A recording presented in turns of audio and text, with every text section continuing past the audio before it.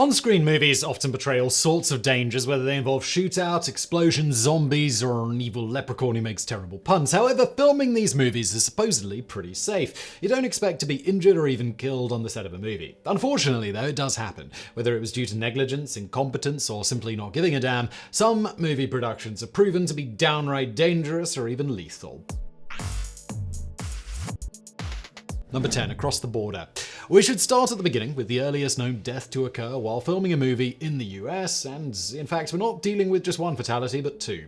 It happened all the way back in 1914, before Hollywood became the central hub of American filmmaking. The Colorado Motion Picture Company was shooting a western titled Across the Border, using a section of the Arkansas River in Canyon City, Colorado as a stand-in for the Rio Grande. Their leading lady was Grace Foreman, known professionally as Grace McHugh. At one point, McHugh was supposed to cross the river on horseback, but her horse stumbled and she fell into the water and immediately headed downstream. A brave cameraman named Owen Carter leapt to her rescue, but even though he was a strong swimmer and the river was only a few feet deep, the current was so powerful that it swept both of them away to their watery doom. It wasn't until days later that their bodies were recovered miles away from where they disappeared. Number 9. The Conqueror. There are two reasons why the 1956 epic The Conqueror is remembered nowadays. The first is because it features one of, if not the most notorious miscast in Hollywood history, that of John Wayne playing the 13th century Mongol warlord Genghis Khan.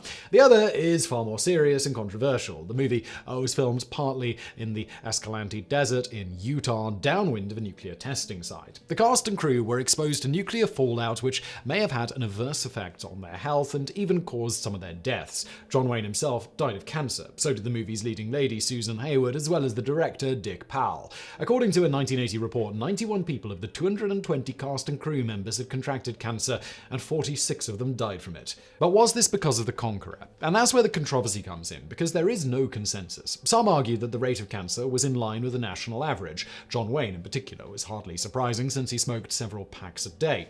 But other medical experts think that out of a group of 220, you would only expect 30 or so cases. Then there are all the native Paiute people who also worked as extras and were not counted towards the total, plus special cases like actor Pedro Armendariz, who committed suicide after finding out that he had terminal cancer, so he too was not counted. The production of The Conqueror highlighted a much bigger issue, that of downwinders, entire communities that lived downwind of nuclear testing sites and were exposed to dangerous fallout, and the effect that this had on their health, an issue that remains far from settled. Number 8. Noah's Ark. In 1928, as the movie industry was just beginning to make the transition from the silent era to the talkies, Warner Brothers wanted to go big with a part talkie, meaning a silent movie that included some scenes with sound. They selected an epic disaster movie, which was a modern retelling of the story of Noah's Ark, titled, you guessed it, Noah's Ark.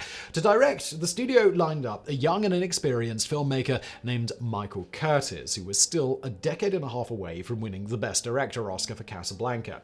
Curtiz understood the task that had been given to him. Make it epic. Don't be afraid to splash out. As the poster of the movie said, it was supposed to be the spectacle of the ages. As you might expect, a film like Noah's Ark is going to have a great flood scene. Since the studio wanted something big, Curtiz brushed aside suggestions of using miniatures and instead opted to make it as authentic as possible.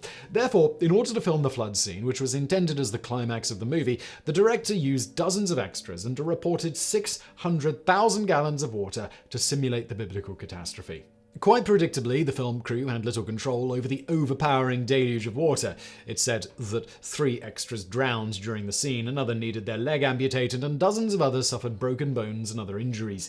However, this might be Hollywood legend, as the true extent of the loss of life has never been properly documented. Even so, one thing was for certain. After Noah's Ark, Hollywood enacted new stunt safety regulations so that a scene like that could never be filmed again.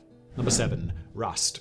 This is the most recent entry in today's video, a sign that even though safety standards in filmmaking have improved, they are still far from perfect. On October 21st, 2021, while filming the movie Rust, actor Alec Baldwin used a revolver as a prop, except that it contained a live round and it discharged and hit cinematographer Hannah Hutchins, who died in the hospital later that same day. The New Mexico Occupational Health and Safety Bureau fined the production company a maximum of $137,000 for several safety violations, including ignoring 2 misfires that occurred prior to the fatal shooting. Meanwhile, the official police report included testimony from multiple crew members who claimed that they witnessed examples of negligence involving the weapons on set. Since this is a recent event, some of the investigations and the multiple lawsuits that have arisen in the wake of the tragedy are still ongoing as authorities try to determine who was at fault for the accident. Number 6. Midnight Rider, the Greg Allman story. One common thread that you'll notice in most of these stories is that hardly anyone ever gets punished. The studios and production companies pay out for civil suits, but that's about it. That changed in 2015 when director Randall Miller became the first US filmmaker in history to actually go to prison for a film-related death. His sentence was due to his involvement with the unfinished 2014 biographical drama Midnight Rider, the Greg Allman story, starring William Hurt. On February 20th, 2014, part of the cast and crew was doing a camera test on a railroad trestle bridge above the Altamaha River. They thought it was abandoned, except that it wasn't, and as a freight train came around the corner, the crew had less than a minute to get out of the way. Basically, it turned into the scene from Stand By Me, except that not everyone made it out in time. 27-year-old camera assistant Sarah Jones was struck and killed instantly by the train, while dozens of others sustained injuries. In the investigation that followed, a lot of blame was passed around, as it became unclear who knew that the railway was still in use and who obtained the proper permissions to use it for filming. Ultimately, director Randall Miller pled guilty to involuntary manslaughter and was sentenced to 2 years in prison plus 8 years of probation. Number 5. Fitzgeraldo.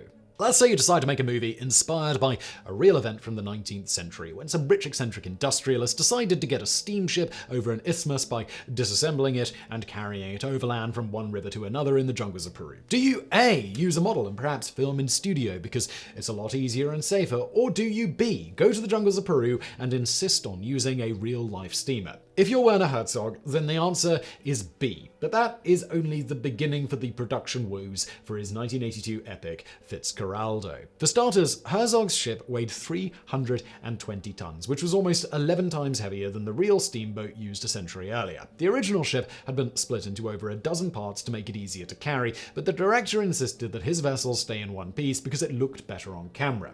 In order to accomplish this feat, Herzog employed over 1,000 indigenous extras as laborers. Given the large number of people involved in the production and the fact that most of it occurred in remote Peruvian jungles, some deaths were unavoidable due to disease. But some of the other mishaps included a raid by the Amahuaca people, where one man was shot in the neck with an arrow and his wife in the stomach. There were 2 plane crashes, 1 canoe drowning, and most gruesome of all, a self-amputation when a logger got bit by a snake and had to cut off his own foot with his chainsaw. Number 4. The Crow. Arguably, the most famous death that occurred while filming a movie was when Brandon Lee was accidentally shot and killed on the set of the 1994 dark fantasy The Crow.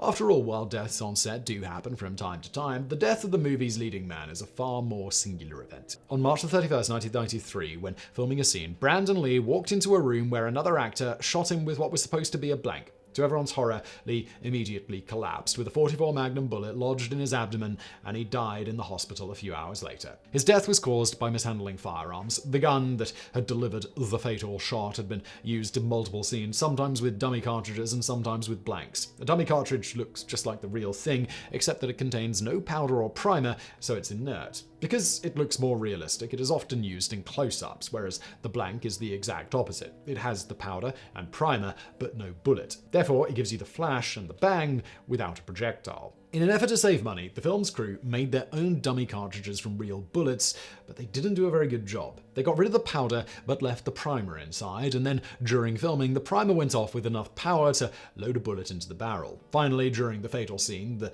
gun was loaded with blanks, which had the same amount of propelling power as a real cartridge, and the two combined behaved as one very real and lethal shot.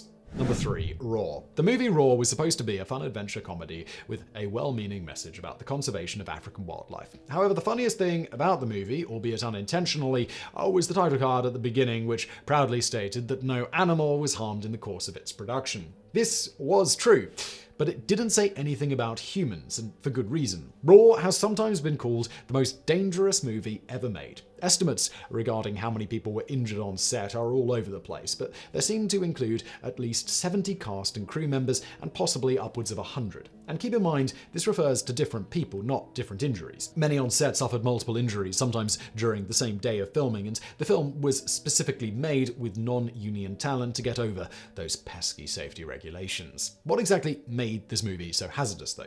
Well, that's an easy one. It featured over 100 wild animals, mainly big cats, and very few people capable of keeping them in check. Miraculously, nobody died during production, which is why this isn't higher, but the cornucopia of injuries went from one extreme to the other. Some only suffered minor scratches or bites, whereas actress Melanie Griffith needed reconstructive surgery after a lioness damaged her face, and cinematographer Jan de Bont got 120 stitches in his head after being partially scalped by one of the big cats. Number 2. Such Men Are Dangerous. Nowadays, the 1930 movie Such Men Are Dangerous is all but forgotten. There are a couple of memorable fun facts about it. It was directed by Kenneth Hawkes, the brother of famed classic Hollywood director Howard Hawks, and it featured a pre-Dracula Bela Lugosi. The other fact is not so fun, because even today it represents the worst air accident in movie history.